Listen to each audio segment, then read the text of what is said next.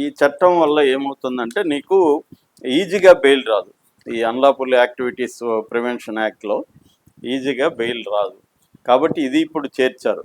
కాబట్టి అంటే ఒక కేసులైనా పంపించేస్తే రావని, తర్వాత అతను బెయిల్కి టైం పడుతుంది. బెయిల్కి టైం బట్టి బెయిల్ వచ్చే లోపల అప్పుడు ఏం చేయొచ్చు అంటే పీటీ వారెంట్ వేయచ్చు. పీటీ వారెంట్ అంటే prisoner in transit warrant.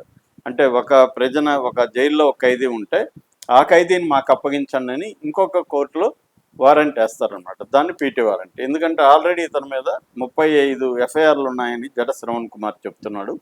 So ఈ 36 ఎఫ్ఐఆర్లలో ఇప్పటికి 3 ఎఫ్ఐఆర్లోనే 4 ఎఫ్ఐఆర్లోనే అతనికి బెయిల్ వచ్చింది. ఇప్పుడు 5వది ఈ ఉపా పెట్టారు. ఉపా పెడితే చచ్చినట్టు జడ్జి దేశంలో అన్ని చేంజ్ అయ్యాయి, మీ నగలు కూడా చేంజ్ చేయండి. మీ పాత నగకు గ్రాముకి 150 రూపాయలు ఎక్స్ట్రా పొంది కొత్త నగలు తీసుకోండి. అదే తక్కువ తరుగుకు మీ లలితలో మాత్రమే. 2 మార్గాలు ఉంటాయి మ్యాజిస్ట్రేట్ ముందు. ఒకటి ఉపా చెల్లదని చెప్పాలి. అంటే ఇతని కంప్లైంట్ ఏంటి, ఆ కంప్లైంట్లో ఉందా లేదా ఈ నేరం అని. చాలాసార్లు మ్యాజిస్ట్రేట్లు ఆ జోలికి వెళ్ళరు. ఉపా ఉంటే గుడ్డిగా ఉపాలు ఇచ్చేస్తారు. అందుకని హైకోర్టు, సుప్రీంకోర్టు కూడా చాలాసార్లు మ్యాజిస్ట్రేట్లు కూడా చెప్తుంది, అరే బాబు మీరు పోలీసులు పెట్టిన సెక్షన్లు ఈ నేరానికి అప్లికబులా కాదా అనేది మీరు చూసుకోవాలి. అంతేగాని పోలీసులు ఆ సెక్షన్లో పెట్టి ఉన్నట్టు గుడ్డిగా అతన్ని రిమాండ్కి పెట్టకండి అని కూడా హైకోర్టులో కూడా చాలాసార్లు, ఆంధ్రప్రదేశ్ హైకోర్టు కూడా చెప్పింది. సో కానీ మ్యాజిస్ట్రేట్లు మరి అలా చేస్తారో లేదో తెలియదు. అందుకని ఇప్పుడు ఉపా పెట్టారు. సో ఉపా కానీ ఈరోజు కోర్టులో ఈరోజు పెడతారు అంటే తహసీల్దార్ దగ్గరికి ఏమన్నా తీసుకెళ్తారా, లేకపోతే మ్యాజిస్ట్రేట్ ఇంటికి తీసుకెళ్తారా? ఎందుకంటే కోర్టు హాలిడే ఉంది. సో ఒకవేళ వెళ్తే మళ్ళీ ఇంకొక కేసు పెడతారు. మామూలుగా సుప్రీంకోర్టు చాలాసార్లు ఏంటంటే ఒక నేరానికి ఒక ఎఫ్ఐఆర్ ఉండాలి, ఒకవేళ ఎక్కువ ఎఫ్ఐఆర్లు ఉంటే వాటిని క్లబ్ చేయాలి అని చెప్పినా కూడా వీళ్ళేమి వినట్లేదు. అంటే వేధించాలని డిసైడ్ అయిపోయారు. సో అంటే ఇక్కడ ఏంటంటే రావణ్ ఇంపార్టెంట్ కాదు వాళ్ళకి.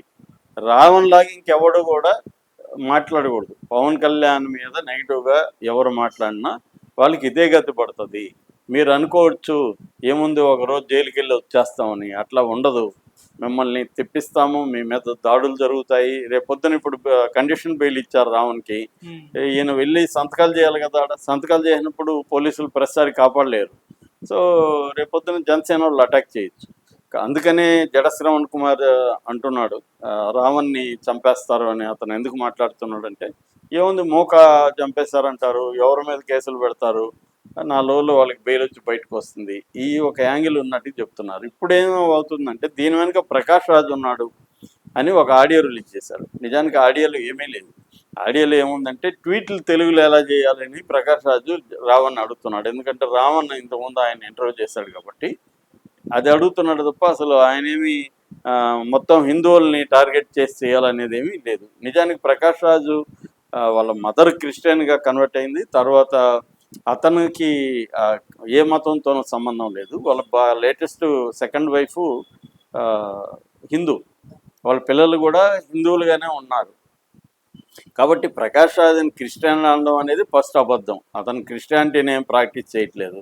అతను హేతువాది, అతనేమి దేవుళ్ళని ఫాలో కాడు. కాకపోతే వాళ్ళ అమ్మ కోసం చర్చికి వెళ్ళడం, భార్య కోసం పూజల్లో పాల్గొనడం, వాళ్ళకి ఇంపార్టెన్స్ ఇవ్వడం చేస్తాడు తప్ప అతనికంటూ మతం ప్రాక్టీస్ అనేది ఏమి లేదు. రెండోది, అతనికి హిందువుల మీద ఎప్పుడు కూడా ఏది కూడా ఇప్పటి వరకు ఎక్కడా కూడా కనబడలేదు. అతను లేటెస్ట్గా ఇచ్చిన ప్రొఫెసర్ నాగేశ్వర ఇంటర్వ్యూలో కూడా ఇదంతా క్లియర్గా చెప్పాడు. దాదాపు 1 అవర్ పైన 1 అవర్ 10 మినిట్స్ ఇచ్చాడు ఇంటర్వ్యూ. నేను మొత్తం చూశాను. క్లియర్గా ఆయన చెప్పాడు. కాబట్టి ఈ ఆడియోలో ఏమీ లేదు. దాని ఊరికే వీళ్ళు ఏదో రహస్యాడే అని చెప్పడం, మొత్తం ప్రకాష్ రాజు విధ్వంసాన్ని బయటపెట్టినట్టుగా కందులు దుర్గేష్ మాట్లాడడం, ఇవన్నీ చేస్తున్నారు. మరోవైపు రావణ్ రాసలీలని ఒక ఆడియో వచ్చింది. అది ఇంకా బోగస్. అది అసలు రాసలీలంటే ఇప్పుడు ఓపెన్గా అరవ శ్రీధర్ మీద అమ్మాయి వీడియోలు అన్నీ బయటపోయాయి, అది రాసలీలు. అట్లాగే కిరణ్ రాయల్ మీద అమ్మాయి బయటపెట్టి, అది రాసలీలు. ఇతని మీద ఏదైనా అమ్మాయి వచ్చి కంప్లైంట్ చేసిందా, అమ్మాయి ఏదైనా వీడియో బయట పెట్టిందా? వాడెవడో ఫోన్లో నాతో కూడా పనిచేశాడు, అతను అమ్మాయిల్ని వేధించాడని చెప్తున్నాడు. వాడు కూడా మనకు తెలియదు. వాడు మరి అంత ఇది ఉంటే వాడు ఓపెన్గా వచ్చి మాట్లాడాలి కదా, దానికి సాక్ష్యాలు చూపించాలి కదా.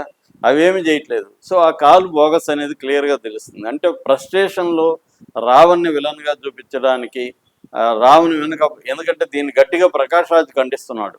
మాట్లాడితే ప్రకాష్ రాజ్ వీడియోలు రిలీజ్ చేస్తున్నాడు, ట్వీట్లు రిలీజ్ చేస్తున్నాడు దీన్ని ఖండిస్తూ.